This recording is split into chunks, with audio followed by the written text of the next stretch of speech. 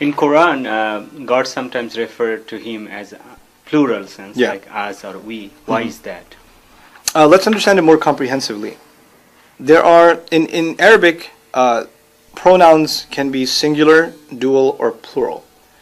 And pronouns, of course, are also third person, second person, and first person, right? So what are all the pronouns used for God in the Quran? There's he, which is singular, of course.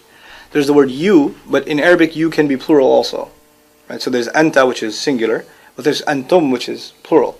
So the singular you is used, the singular he is used, I is used, which is obviously singular.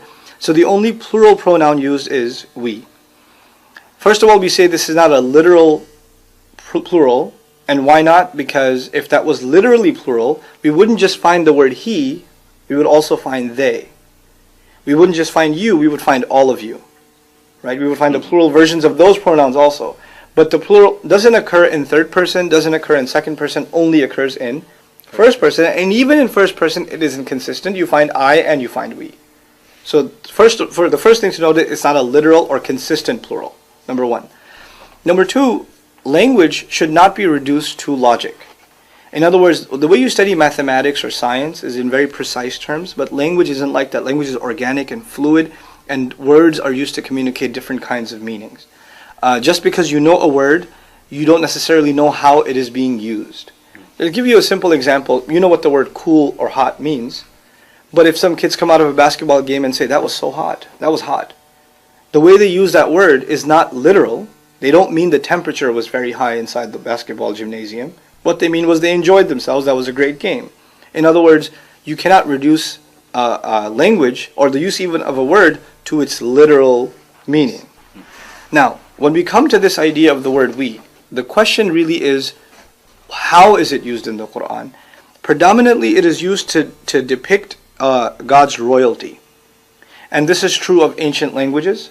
A king would speak, and if he's declaring something formal, he wouldn't say, I have declared, he would say, thus we have declared. So it's associated with royalty. But in the Quran, it's a little more subtle and beautiful than that. You find, one of the manifestations of God's royalty is water. We find in the Quran that God's throne, arshuhu ala al-ma, it's on water. And it's really interesting that in the Quran, consistently when he talks about sending water down or talks about water itself, he refers to himself when talking about water in the we.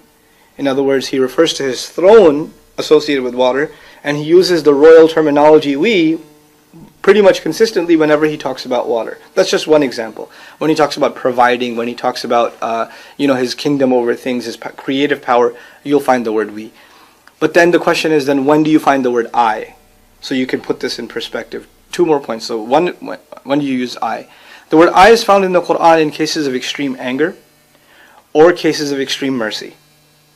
So that's an interesting nuance between the we and the I. And finally, what's really remarkable is whenever you find the word we in the Quran for God, right before or right after you will find a singular word for him, like the word Rabb, which means master, or the word Ilah, which means the one to be worshipped and obeyed, Ilahun Wahid, Allah. You will find one of these singular words used explicitly right before or right after, so the reader is never left to even imagine, is this talking about more than one? Right in the same proximity, a singular word for God will be used. To let the reader know this is not literal, this is to express another meaning. Or this is to express the royalty of Allah or to express majesty and things like that.